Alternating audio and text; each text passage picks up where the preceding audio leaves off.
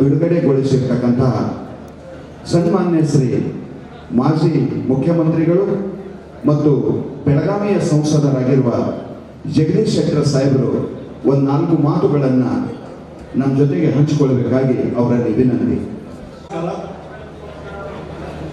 ಪೂಜ್ಯ ಸಿದ್ದಾರೂಢ ಸ್ವಾಮಿಯವರ ಮಠದ ಟ್ರಸ್ಟ್ ಅಡಿಯಲ್ಲಿ ಇವತ್ತಿನ ಕಾರ್ಯಕ್ರಮ ನಡೀತದೆ. ದಿವ್ಯ ಸಾನ್ನಿಧ್ಯವನ್ನು ವಹಿಸಿದಂಥ ಪೂಜ್ಯ ಇಂಚಲದ ಪೂಜ್ಯ ಸ್ವಾಮೀಜಿಯವರಿಗೆ ಮತ್ತು ಉಳಿದ ಎಲ್ಲ ಶ್ರೀ ಸ್ವಾಮೀಜಿಯವರಿಗೆ ನಮಸ್ಕರಿಸಿ, ಕಾರ್ಯಕ್ರಮದಲ್ಲಿ ಉಪಸ್ಥಿತರುವಂಥ ಈ ಟ್ರಸ್ಟ್ ಕಮಿಟಿಯ ಅಧ್ಯಕ್ಷರು ಮತ್ತು ಎಲ್ಲ ಟ್ರಸ್ಟಿಗಳು ಎಲ್ಲರಿಗೆ ಮತ್ತು ಇಲ್ಲಿ ಸೇರಿದಂಥ ಸಿದ್ದಾರೂಢರ ಲಕ್ಷಾಂತರ ಭಕ್ತಾದಿಗಳಿಗೂ ಸಹಿತ ನಾನು ನಮಸ್ಕರಿಸಿ, ಸಹೋದರಿಯರೇ, ಆತ್ಮೀಯ ಮಾಧ್ಯಮದ ಮಿತ್ರರೇ, ಜಗದ್ಗುರು ಶ್ರೀ ಸಿದ್ದಾರೂಢರ 190ನೇ ಜಯಂತ್ಯೋತ್ಸವ ಕಾರ್ಯಕ್ರಮ ಮತ್ತು ಗುರುನಾಥರೂಢರ 115ನೇ ಜಯಂತ್ಯೋತ್ಸವ ಕಾರ್ಯಕ್ರಮ, ಶ್ರೀ ಸಿದ್ದಾರೂಢರ ಕಥಾಮೃತದ ಶತಮಾನೋತ್ಸವ ಹಾಗೂ 2025ನೇ ಸಾಲಿನ ಶಿವರಾತ್ರಿ ಮಹೋತ್ಸವ, ಈ ರೀತಿ ಬಹಳ ದೊಡ್ಡ ಪ್ರಮಾಣದಲ್ಲಿ ಇವತ್ತು ಸಿದ್ದಾರೂಢ ಮಠದಲ್ಲಿ ಕಾರ್ಯಕ್ರಮ ನಡೀತಾ ಇದೆ. ಈ ರೀತಿ ಅದರಲ್ಲಿ ವಿಶ್ವ ಶಾಂತಿಗಾಗಿ ವಿಶ್ವ ವೇದಾಂತ ಪರಿಷತ್ ಕಾರ್ಯಕ್ರಮವೂ ಸಹಿತ ನಡೀತಾ ಇದೆ. ಕಳೆದ ಹಲವಾರು ದಿವಸಗಳಿಂದ ಲಕ್ಷಾಂತರ ಸಾವಿರಾರು ಜನ ಭಕ್ತಾದಿಗಳ ಸಮ್ಮುಖದಲ್ಲಿ ಈ ಕಾರ್ಯಕ್ರಮ ಮತ್ತು ಇದರ ಜೊತೆಗೆ ರಥೋತ್ಸವದ ಕಾರ್ಯಕ್ರಮ ನಡೀತಾ ಇದೆ. ಮತ್ತು ಎಲ್ಲ ಕಡೆಯೂ ಒಂದು ದೊಡ್ಡ ಪ್ರಮಾಣದಲ್ಲಿ ಇವತ್ತು ಸಿದ್ದಾರೂಢರ ಧರ್ಮ ಉಪದೇಶ ಮತ್ತು ಅವರ ಒಂದು ಮಾರ್ಗದರ್ಶನ ಮತ್ತು ಜಾಗೃತಿ ಮಾಡುವಂಥ ಆ ಒಂದು ರಥಯಾತ್ರೆ ಕಾರ್ಯಕ್ರಮವು ಸಹಿತ ನಡೀತಾ ಇದೆ. ಬಹುಶಃ ನಾನು ಮೊದಲಿಂದಲೂ ಸಿದ್ದಾರೂಢರ ಭಕ್ತ ಮತ್ತು ಸಿದ್ದಾರೂಢ ಮಠಕ್ಕೆ ಯಾವಾಗಲೂ ತಪ್ಪದೇ ಬರ್ತಕ್ಕಂಥ ಒಬ್ಬ ವ್ಯಕ್ತಿ. ಕೇವಲ ರಾಜಕಾರಣಿ ಅಷ್ಟೇ ಅಲ್ಲ, ಒಬ್ಬ ಸಾಮಾನ್ಯ ಮನುಷ್ಯನಾಗಿಯೂ ಸಹಿತ ಸಿದ್ದಾರೂಢ ಭಕ್ತನಾಗಿ ಇವತ್ತೇನು ಸಿದ್ದಾರೂಢರ ಪ್ರಭಾವ ಇದೆ, ಅವರ ಧಾರ್ಮಿಕ ಸಂದೇಶ ಇದೆ, ಸಮಾಜಕ್ಕೆ ಅವರು ಕೊಟ್ಟಂಥ ಮಾರ್ಗದರ್ಶನ, ಅವೆಲ್ಲವನ್ನು ನೆನಪು ಮಾಡಿಕೊಳ್ಳುವಂಥ ಕಾರ್ಯಕ್ರಮ. ನಮ್ಮ ಜೀವನದಲ್ಲಿ ಇಷ್ಟು ದೊಡ್ಡ ಪ್ರಮಾಣದಲ್ಲಿ ಈ ಕಾರ್ಯಕ್ರಮ ನಡೀತಾ ಇರೋದು ಇಲ್ಲಿಯ ಟ್ರಸ್ಟಿಗಳು, ಅಧ್ಯಕ್ಷರು ಮತ್ತು ಎಲ್ಲ ಹಿರಿಯರು ಕೂಡ್ಕೊಂಡು ಈ ಕಾರ್ಯಕ್ರಮ ಆಯೋಜನೆ ಮಾಡಿದ್ರೆ ಮೊಟ್ಟ ಮೊದಲು ನಿಮಗೆ ನಾನು ಅಭಿನಂದನೆಯನ್ನು ನಾನು ಸಲ್ಲಿಸ್ತಾ ಇದ್ದೇನೆ. ಬಹಳ ಒಂದು ಒಳ್ಳೆಯ ರೀತಿಯಿಂದ ಜಾಗೃತಿ ಮಾಡುವಂಥ ಕಾರ್ಯಕ್ರಮ ಮತ್ತು ಸಿದ್ದಾರೂಢರ ಹೆಸರು ಕೇಳದೇ ಇರುವಂಥ ವ್ಯಕ್ತಿಗಳು ಯಾರೂ ಇಲ್ಲ. ನನಗೊಂದು ಅಭಿಮಾನ, ನಾನು ಸಿದ್ದಾರೂಢರ ಭಕ್ತರಾಗಿ ಸಿದ್ದಾರೂಢರ ಏನು ಕರ್ಮಭೂಮಿ ಇದೆ ಹುಬ್ಬಳ್ಳಿ, ಇಲ್ಲಿಂದ ಒಬ್ಬ ಜನಪ್ರತಿನಿಧಿಯಾಗಿ ಮತ್ತು ಈ ಒಂದು ಮಠದ ಕೂಡ ಒಂದು ನಿಕಟ ಸಂಬಂಧ ಇಟ್ಟುಕೊಂಡು ಸಿದ್ದಾರೂಢರ ಒಂದು ಭಕ್ತರಾದಂಥ ಸಂದರ್ಭದಲ್ಲಿ ನಾನು ಬೇರೆ ಬೇರೆ ರಾಜ್ಯದ ಬೇರೆ ಬೇರೆ ಕ್ಷೇತ್ರಗಳಿಗೆ, ಬೇರೆ ಬೇರೆ ಜಿಲ್ಲೆಗಳಲ್ಲಿ ಪ್ರವಾಸ ಮಾಡಿದಾಗ ಅಥವಾ ಬೇರೆ ರಾಜ್ಯಕ್ಕೂ ನಾನು ಹೋದಾಗ ಎಲ್ಲಿಂದ ಬಂದಿದ್ದೀನಿ, ಯಾವ ಊರು ಅಂತ ಕೇಳಿದಾಗ ಹುಬ್ಬಳ್ಳಿ ಅಂತಂದಾಗ ಆ ಸಿದ್ದಾರೂಢರ ಸ್ಥಳ ಅಂತ, ಸಿದ್ದಾರೂಢರ ಕರ್ಮಭೂಮಿ ಅಂತ. ಆ ರೀತಿ ಸಿದ್ದಾರೂಢರ ಪ್ರಭಾವ ಅದು ಕೇವಲ ನಮ್ಮ ಭಾಗಕ್ಕಲ್ಲ, ಇಡೀ ರಾಜ್ಯ ಮತ್ತು ಇನ್ನೂ ಹಲವಾರು ರಾಜ್ಯಗಳಲ್ಲಿ ಇವತ್ತು ಸಿದ್ದಾರೂಢರ ಒಂದು ಪ್ರಭಾವ ಇದೆ. ಅವರ ದೊಡ್ಡದಾದಂಥ ಒಂದು ಲಕ್ಷಾಂತರ ಭಕ್ತಾದಿಗಳ ಒಂದು ತಂಡ ಇದೆ. ಮತ್ತು ಇನ್ನೊಂದು ಬಹಳ ಮುಖ್ಯವಾಗಿ, ನಾನು ಚಿಕ್ಕ ಬಾಲಕನಿದ್ದಾಗ ನಮ್ಮ ತಂದೆಯವರಾದಂಥ ಎಸ್ ಶೆಟ್ಟರು, ಶಿವಪ್ಪ ಶೆಟ್ಟರು ಹುಬ್ಳಿ ಧಾರವಾಡ ಮಹಾನಗರ ಸಭೆ ಮೇಯರ್ ಆಗಿದ್ದು.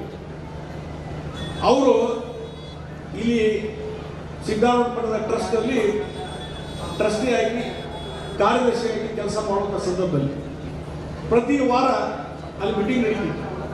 ನಾನು ಚಿಕ್ಕ ಬಾಲಕನಿದ್ರು ನನ್ನ ಕೈ ಹಿಡ್ಕೊಂಡು ಕರ್ಕೊಂಡು ಬರ್ತಿದ್ರು. ಇಲ್ಲಿ ಭಾಳ ಒಂದು ಒಳ್ಳೆಯ ಕೆಲಸ ಇದೆ, ಶ್ರೀಮಠದ ಒಂದು ಆಶೀರ್ವಾದ ತೆಗೆದುಕೊಂಡು ಅಂತೇಳಿ ಆ ಕಾಣಿಕೆ ಬಹುಶಃ ಇವತ್ತಿನ ಪದ್ಧತಿಯಲ್ಲಿ ಗೊತ್ತಿಲ್ಲ ನನಗೆ. ಅವ್ರು ನನ್ನ ಸಣ್ಣ ಹುಡುಗಿದ್ದಾಗ ನಮ್ಮ ತಂದೆಯವರು ಕೂಡ ಆ ಮೀಟಿಂಗ್ ಆದಮೇಲೆ ಆ ಕಾಣಿಕೆ ಡಬ್ಬಿಯನ್ನು ಒಡೆದು ಅಲ್ಲಿದ್ದಂಥ ಹಣವನ್ನು ಎಣಿಕೆ ಮಾಡೋದು ನಡೀತಿತ್ತು.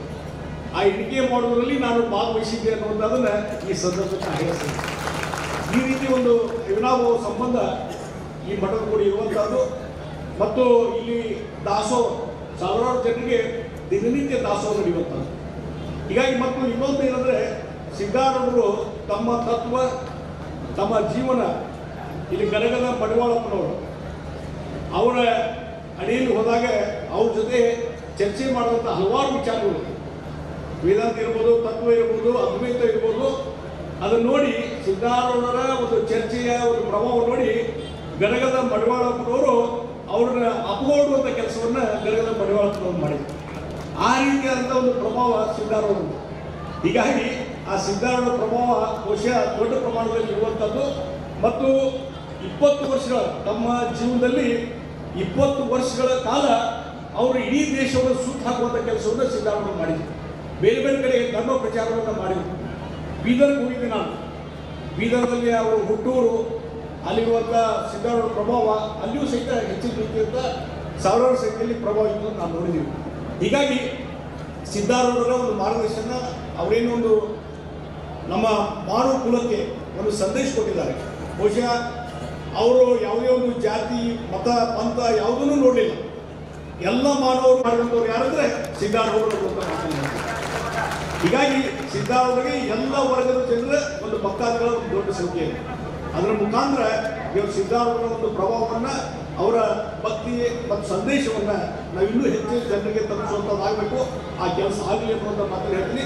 ಮತ್ತು ನಾನು ಎಲ್ಲೆಲ್ಲಿ ಕ್ಷೇತ್ರವಾರು ಹೋಗಿದ್ದೀನಿ, ಬೆಳಗಾವಿ ಇರ್ಬೋದು ಅಥವಾ ಈ ಭಾಗದಲ್ಲಿ ಧಾರವಾಡ ಜಿಲ್ಲೆ ಇರ್ಬೋದು, 20 ವರ್ಷ ಏನೋ ಅವರು ಪ್ರವಾಸ ಮಾಡಿರಲಿಲ್ಲ. ಎಲ್ಲೆಲ್ಲಿ ಅವರು ಪಾದವನ್ನು ಇಟ್ಟಿದ್ದಾರೆ ಅಲ್ಲೆಲ್ಲ ಗುಡಿಗುಂಡಾರಗಳಿವೆ, ಸಿದ್ಧಾರೂಢರು ಗುಡಿಗುಂಡಾರಗಳಿವೆ.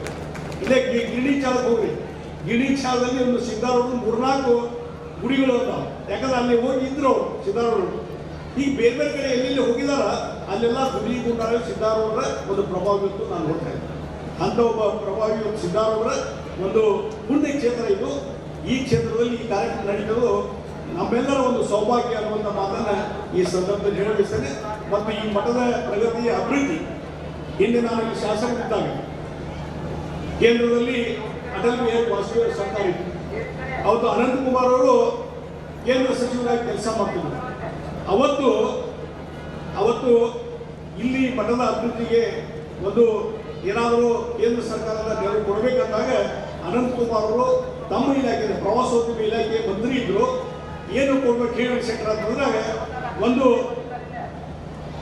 ಇಲ್ಲಿ ಒಂದು ಯಾತ್ರಿ ನಿವಾಸ ಕೊಡಬೇಕು ಅನ್ನುವಂಥದ್ದನ್ನು ಹೇಳಿದಾಗ, ಇಲ್ಲೇ ಬಾಜುಕೆ ಇದೆ, ಯಾತ್ರಿ ನಿವಾಸ ಕೊಡಬೇಕಂದಾಗ ಎಷ್ಟು ಹಣ ಬರ್ತದಂದಾಗ 50 ಲಕ್ಷ. ಅವತ್ತು ಬಹುಶಃ ಯಾವಾಗಿರೋ ಒಂದು 10-15 ವರ್ಷದ ಹಿಂದೆ 50 ಲಕ್ಷ ಹಣ ನೀವು ಮಂಜೂರು ಮಾಡಬೇಕಂದಾಗ ಅವರು ಕೇಂದ್ರದ ಪ್ರವಾಸೋದ್ಯಮ ಸಚಿವರಾಗಿ ತಮ್ಮ ಇಲಾಖೆಯಿಂದ 50 ಲಕ್ಷ ಹಣ ಮಂಜೂರು ಮಾಡಿದ್ದು ಇವತ್ತು ನೆನಪಿದೆ. ಅದೇ ಯಾತ್ರಿ ನಿವಾಸ ಇಲ್ಲಿ ನಮ್ಮ ಕರ್ನಾಟಕದ ಇದೆ. ಹೀಗಾಗಿ ಇವತ್ತು ಅಭಿವೃದ್ಧಿಗೆ ಸರ್ಕಾರವು ಕೊಡಲಿಕ್ಕೆ ಅದಕ್ಕೆ ನಾವು ಸರಿಯಾಗಿ ಸದುಪಯೋಗ ತೆಗೆದುಕೊಳ್ಬೇಕು ಅನ್ನುವಂಥ ಮಾತನ್ನು ಹೇಳ್ತಾರೆ. ಮತ್ತು ಇದ್ರ ಜೊತೆಗೆ ನಮ್ಮ ಬೀಗರಾದಂಥ ದಿವಂಗತ ಸುರೇಶ್ ಅಗ್ನಿಯವರು ಶ್ರೀಮಠದ ಸದ್ಭಕ್ತರು.